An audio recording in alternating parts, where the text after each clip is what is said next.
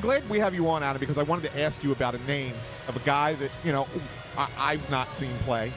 But I know that the Flyers are scouting pretty heavily. And it could relate to any number of players that could be on the Flyers team currently going elsewhere. But I'd heard that Toronto has some interest in some of the Flyers players. Obviously, they don't have a first-round pick to move, so they would have to move, if they're going to move draft picks, move further down.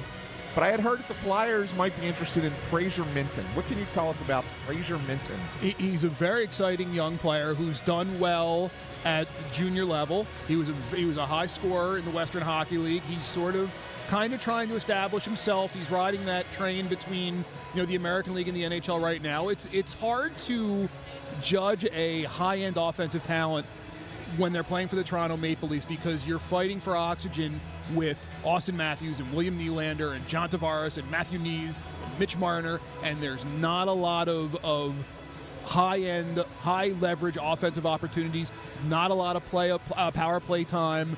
You don't want to stick a guy who you expect to be, who has top six potential. You don't want to bury him on your fourth line and just play him 7 or 8 minutes a night. That's not useful to anybody when you're trying to develop a young player. So, yeah, he's going to see a lot of time in the American League. If they have an elite, one of their top guys goes out, I'm sure he's the first player called up. He's a talented young player. I don't know what his top-end potential is because we haven't really seen it at the NHL level, but he fits in with the age group of what they're trying to put together here in Philadelphia. Yeah. So from he's only 20 years old. Right. From that standpoint, yes, he is a fit. He is a young player with a high offensive upside that has yet to establish himself in the NHL, but that's okay. That doesn't mean he's not going to do that in a different area. Very similar to Owen Tippett. Owen Tippett was sort of stuck in the same spot in Florida, where he wasn't going to get the ice time ahead of Sam Reinhart and Sam Bennett and Matthew Tkachuk and Alexander Barkov. And he's, riding that train between the American League and the NHL. He comes to Philadelphia. He's a top six forward. He's a 30-goal scorer. Now he's sort of blossoming into that. And you have to assume when he gets healthy and he gets back in the lineup, he can get back to being that guy.